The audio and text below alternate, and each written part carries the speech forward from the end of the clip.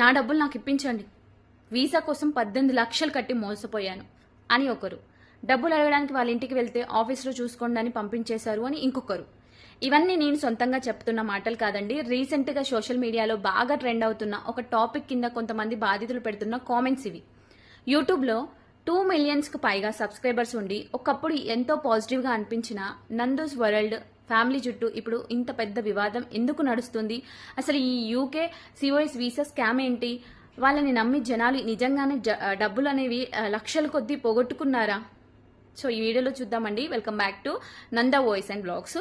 ఈ రోజు మనం ఈ వివాదంలో తప్పు ఎవరిది అని జడ్జ్ చేయడానికి ఈ వీడియో చేయట్లేదు. కానీ రేపు పొద్దున మన తెలుగు వాళ్ళు ఎవరైనా సరే లక్షలు అప్పు చేసి ఇలాంటి ఫేక్ వీసా స్కామ్స్ లో పడి రోడ్డున పడకూడదు అనే ఒకే ఒక ఉద్దేశంతో ఈ అవేర్నెస్ వీడియో చేస్తున్నా.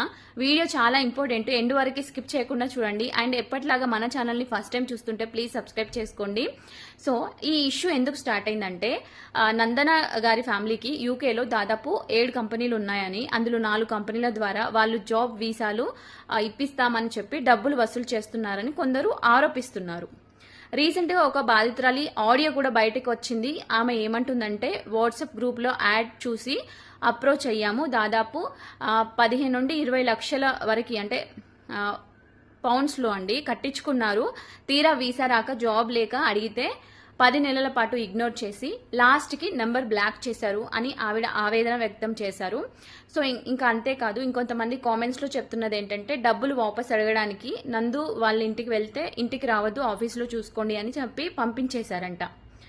సో ఇదిలా ఉంటే తన మీద వస్తున్న ఆరోపణలకి నందన గారు రీసెంట్ గా ఒక వీడియోలో యాపిల్ పండు ఎగ్జాంపుల్ గా చెప్తూ సమర్థించుకున్నారు. దుకాణంలో లైన్ లో నిలబడి కాకుండా షార్ట్ కట్ లో బ్యాక్ డోర్ లో వెళ్లి యాపిల్స్ కొన్నప్పుడు ఆ 30 మందిలో ఒక్కిద్దరికి పుచ్చిపోయిన యాపిల్స్ వస్తే అది వాళ్ళ బ్యాడ్ లక్, దానికి మమ్మల్ని స్కామ్ చేశారనడం కరెక్ట్ కాదు అని ఆమె అన్నారు.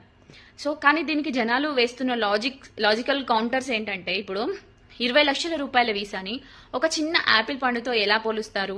లేదంటే డబ్బులు తీసుకునేటప్పుడు ఇది దొడ్డిదారి, మీకు వీసా రాకపోతే నష్టపోతారు అని ముందే చెప్పొచ్చు కదా.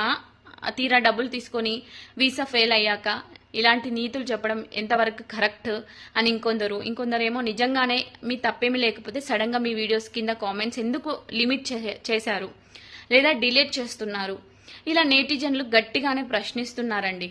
అసలు ఈ కాంట్రవర్సీ పక్కన పెడితే అసలు ఈ వీసా స్కామ్స్ ఎలా జరుగుతాయి? మనం తెలుసుకోవాల్సిన మెయిన్ వర్డ్ సిఓఎస్ అంటే సర్టిఫికేట్ ఆఫ్ స్పాన్సర్షిప్. మీరు యూకే వెళ్ళాలంటే అక్కడ ఒక జెన్యున్ కంపెనీ మీకు స్పాన్సర్షిప్ ఇవ్వాలి. కానీ కొంతమంది ఏం చేస్తారంటే డమ్మీ కంపెనీలు పెట్టి ఫేక్ ఆఫర్ లెటర్స్ ఇచ్చి 15 నుండి 20 లక్షల వరకు లాగేస్తారు. వీళ్ళు 3 రకాలుగా మోసం చేస్తారండి. నెంబర్ 1 ఏంటంటే, లక్షలు కట్టించుకొని ఫేక్ సర్టిఫికేట్ ఇచ్చి ఇండియాలోనే వీసా రిజెక్ట్ అయ్యేలా చేయడం. ఇక రెండోది ఏంటంటే, ఎలాగోలా యూకే తీసుకెళ్లి అక్కడ జాబ్ లేకుండా గాలికి వదిలేయడం. ఇక మూడోది ఏంటంటే, ఏదో చిన్న జాబ్ ఇప్పించి 2-3 నెలల తర్వాత పర్ఫార్మెన్స్ బాగోలేదు అని పీకేయడం. ఓకేనా?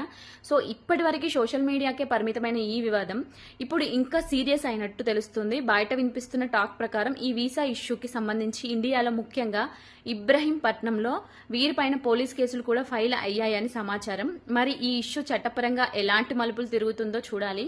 సో అందుకే చెప్తున్నాను, ఇలాంటి షార్ట్ కట్స్ నమ్మి లక్షలు పెడితే 100లో 99 మంది నిలువుగా మునిగిపోవాల్సిందే. చెప్పలేం మరి రేపు ఏం జరుగుతుందనేది.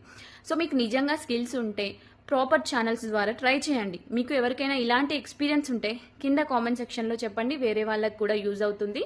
సో ఈ వీడియోని ఖచ్చితంగా లైక్ చేసి మీ ఫ్రెండ్స్కి షేర్ చేయండి. మరిన్ని జెన్యూన్ అప్డేట్స్ కోసం మన ఛానల్ని సబ్స్క్రైబ్ చేసుకోండి. Thank you, bye.